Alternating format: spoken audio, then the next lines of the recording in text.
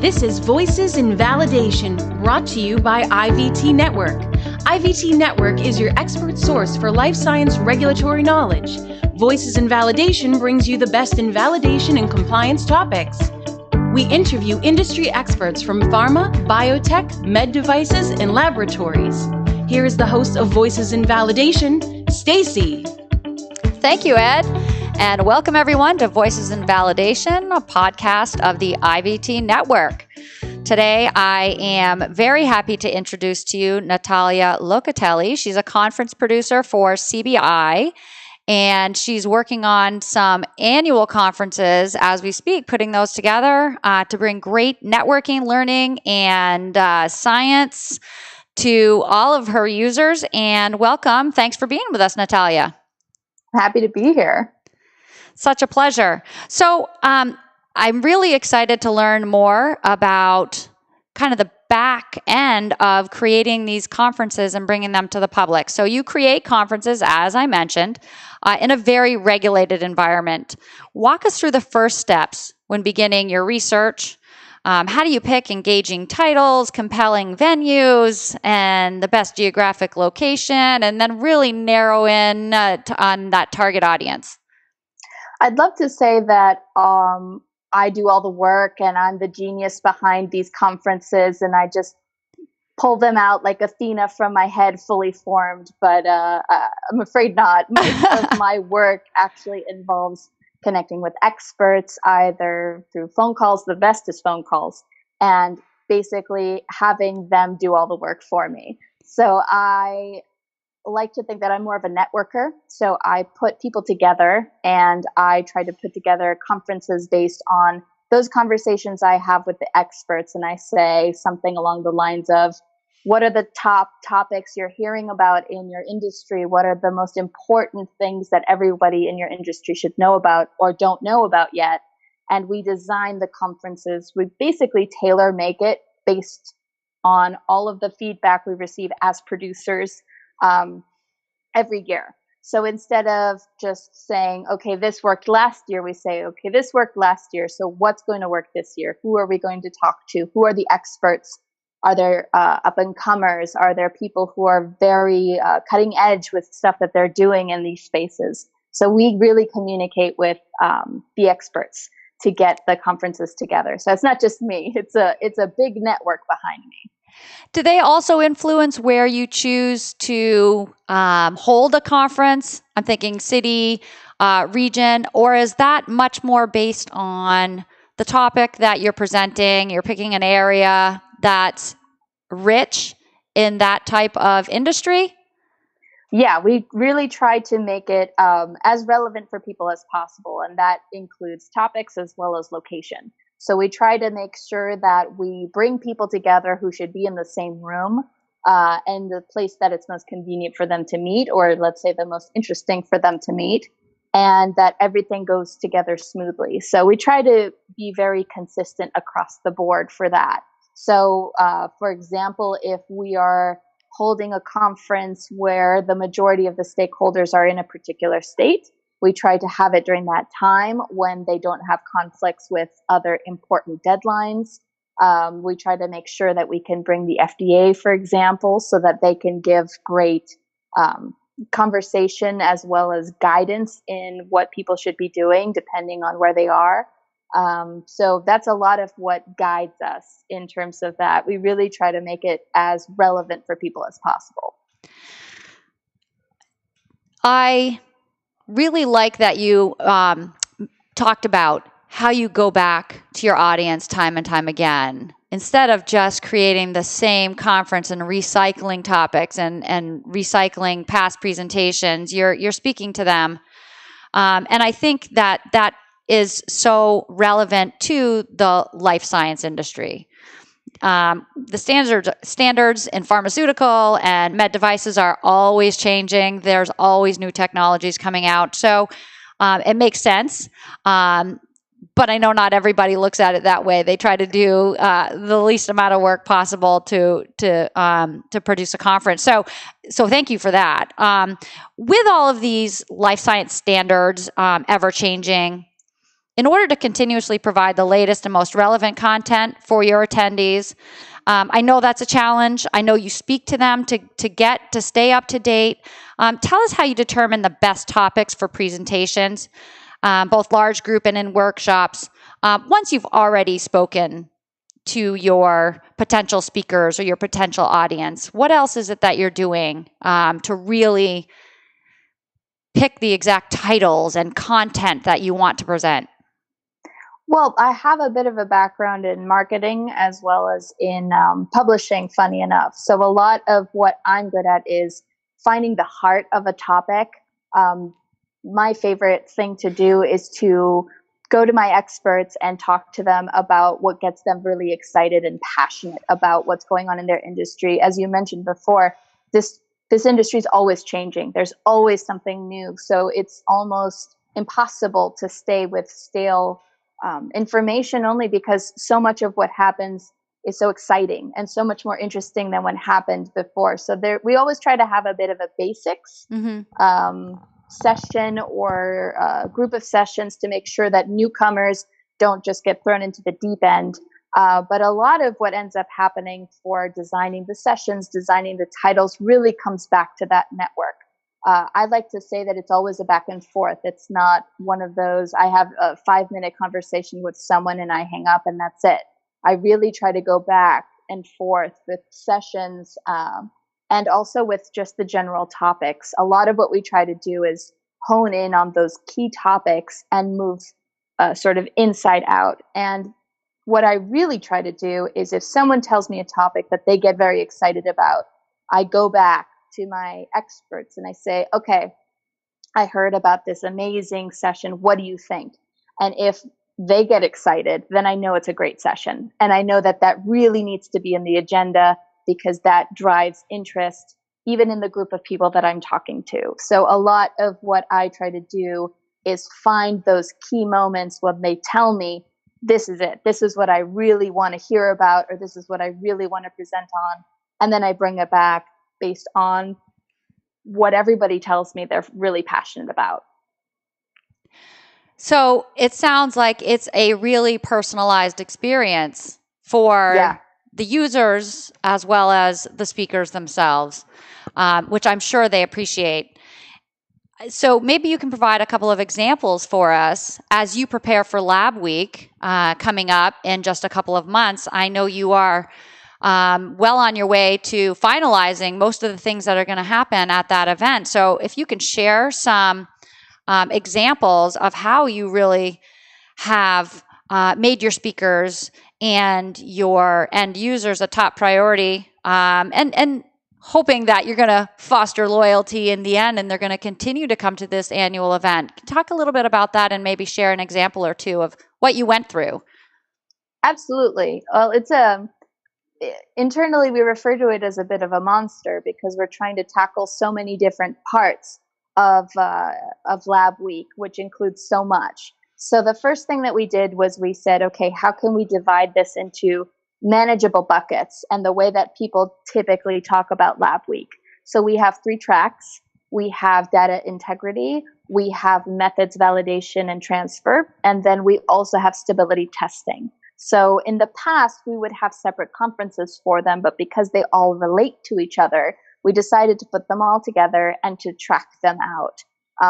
Spoke with many experts to make sure that the people that I was bringing in are considered experts in their field on the topics they're discussing.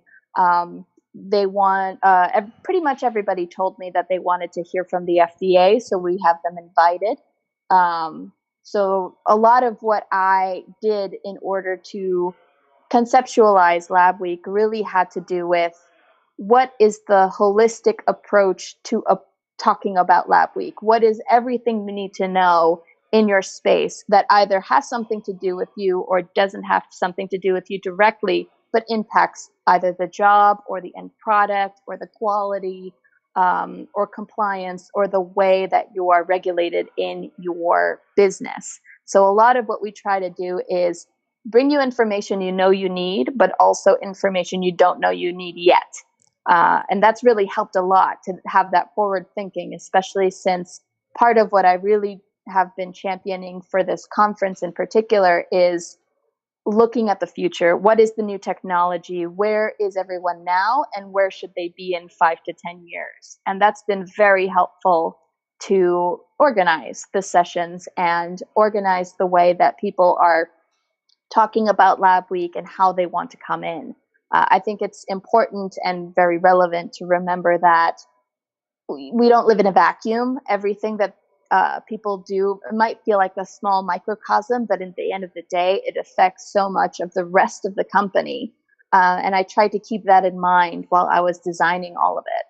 But I definitely relied on my experts because topics that I might have thought were more important, they told me, that's not as important or relevant anymore. And Sure. They really opened my eyes to some amazing new innovations, new leaps forward with technology I'd never heard of that I'm very excited to hear about at the conference because I'll be there too. So I'll be learning as I go as well. Right, which is why it is so important to stay connected to those industry professionals because they're living it day in and day out, and they can bring it back to you as a conference producer, but also to their colleagues who may not be working in the same space that they are.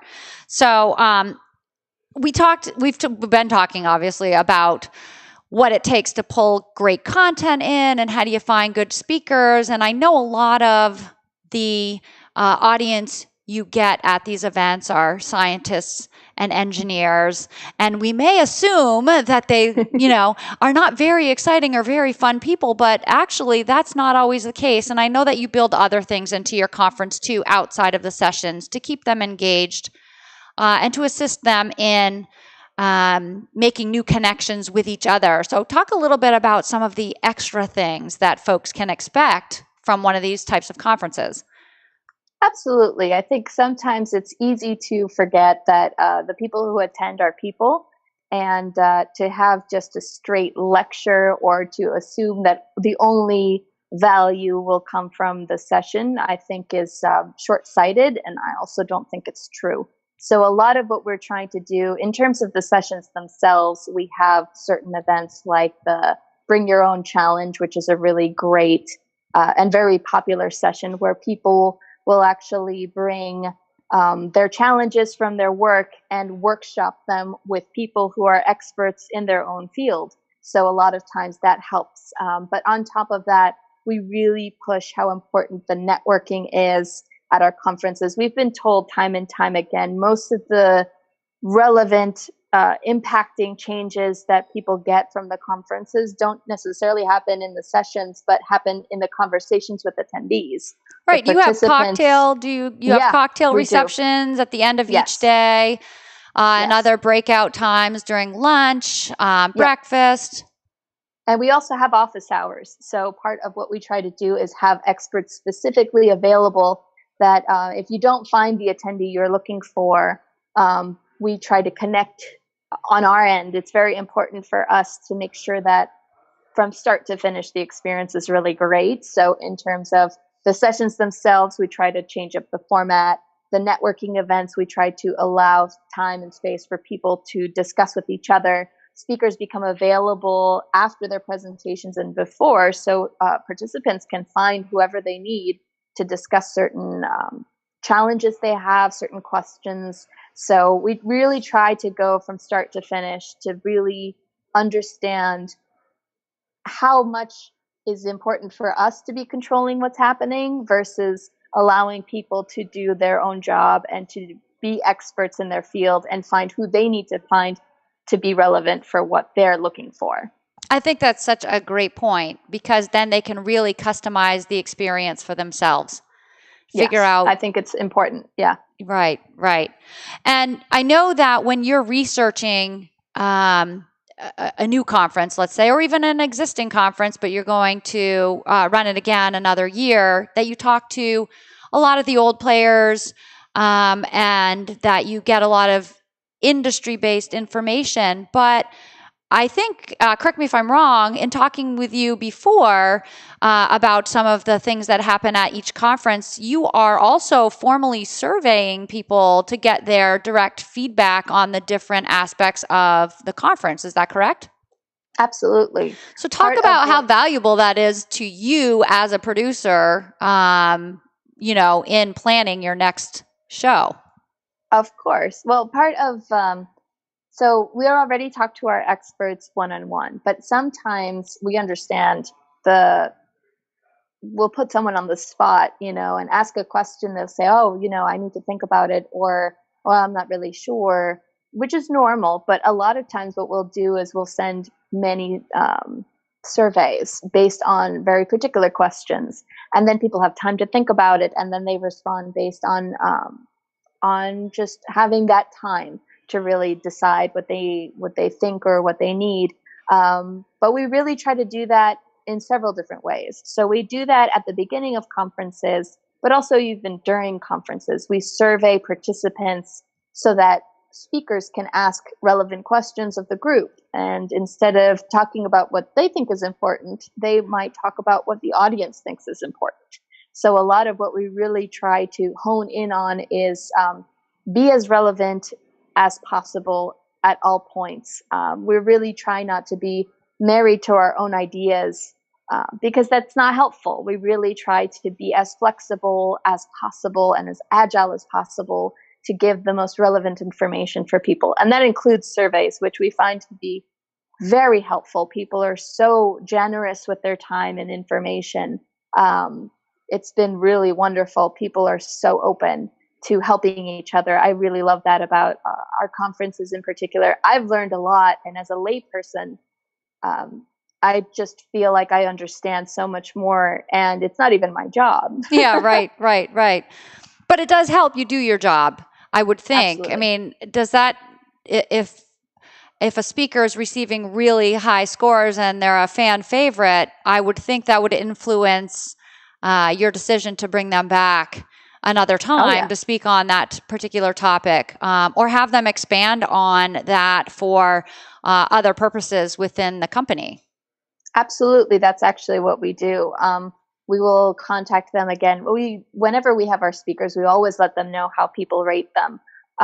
It's all anonymous, so it's not like anybody knows who said what. But typically, we let our speakers know how they did, and if they scored very highly, or if we felt that their session was really strong, we will speak with them again the following year and either ask them to expand into something new, or to ask them, you were so great, we really trust you to bring your expertise. What's this next topic? What are you really passionate and excited about talking about?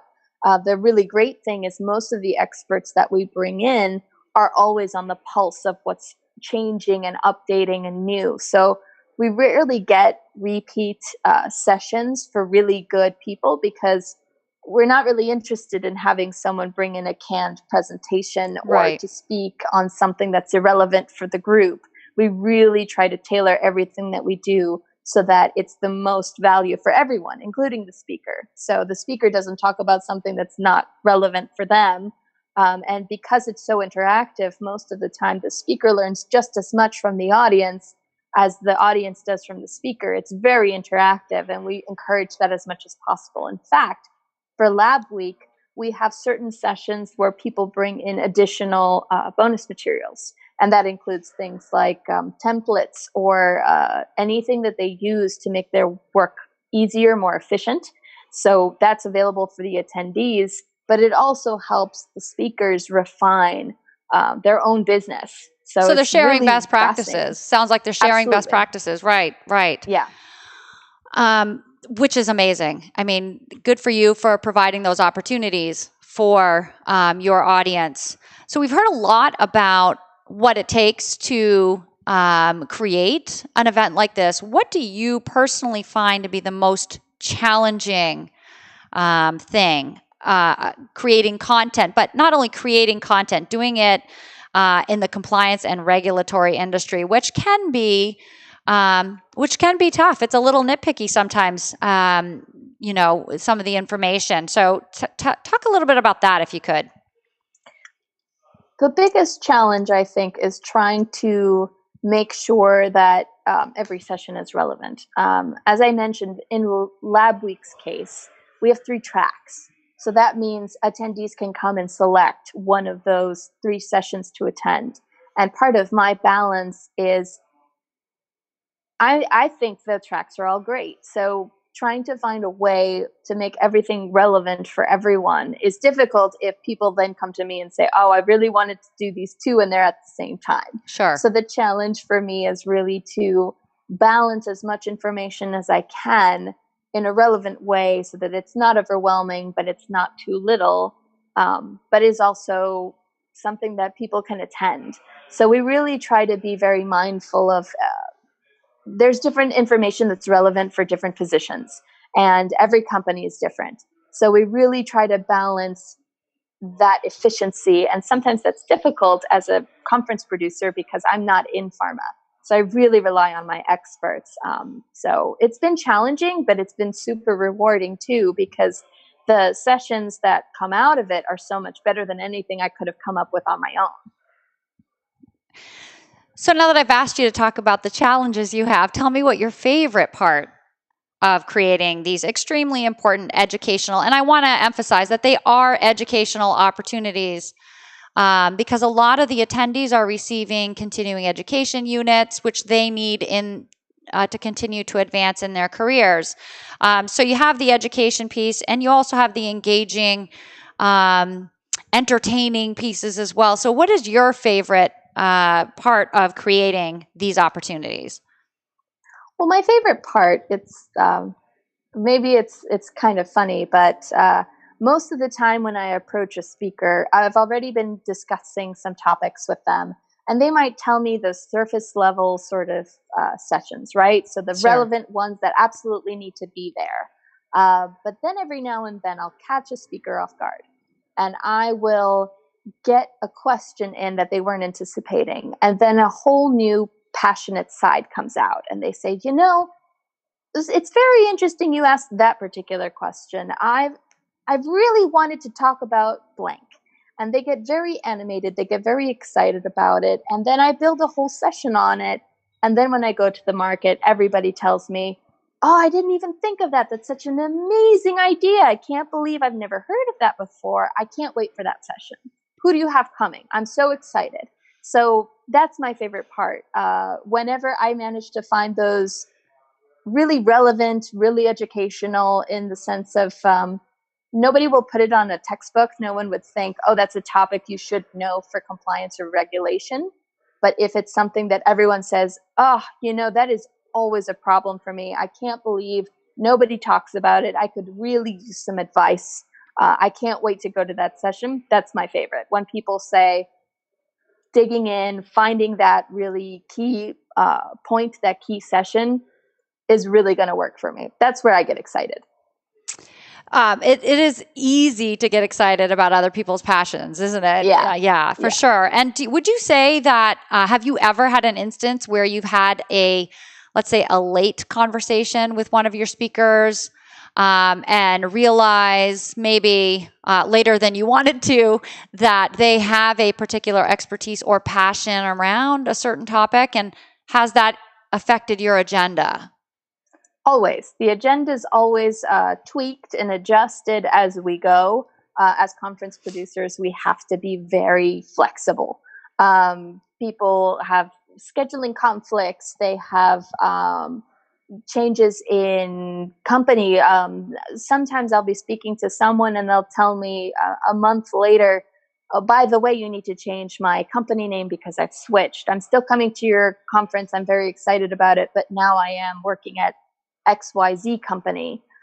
So that happens sometimes where people are still moving. This is such a dynamic space. It's not like I write it in the agenda and it's set in stone.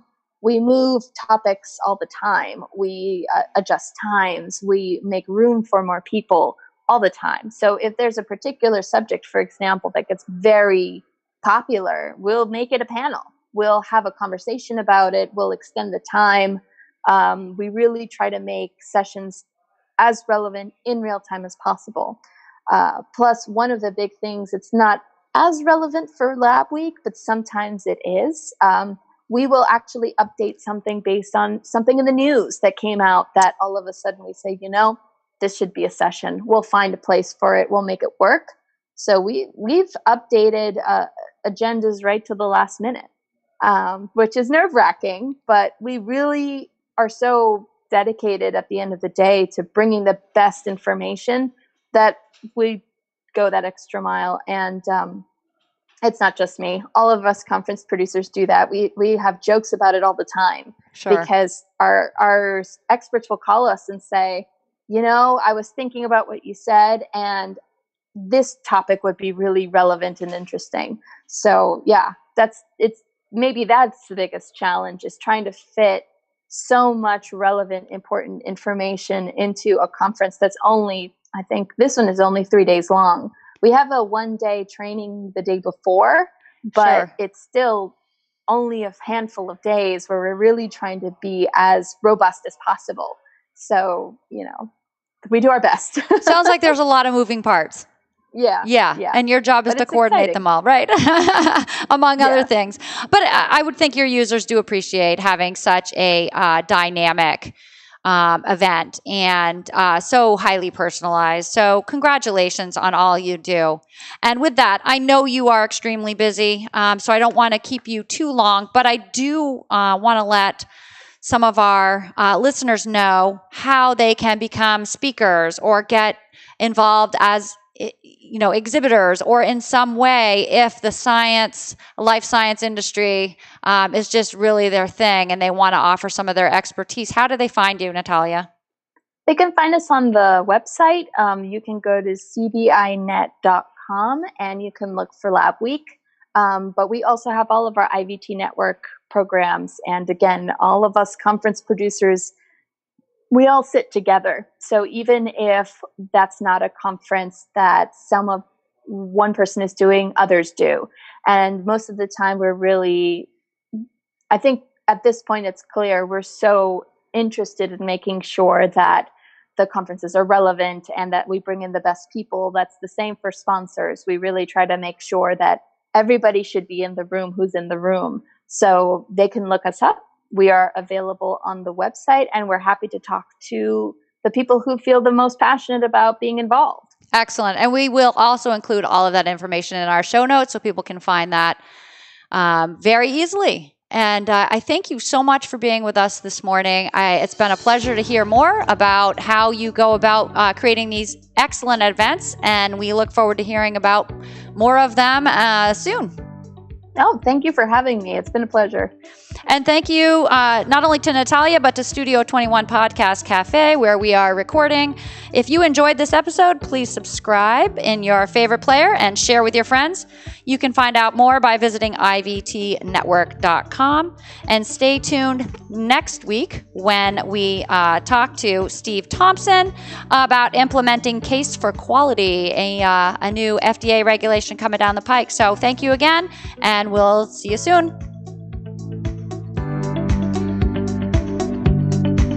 The views and opinions expressed by the hosts, guests, or callers of this program do not necessarily reflect the opinions of the Studio 21 Podcast Cafe, the United Podcast Network, its partners, or affiliates.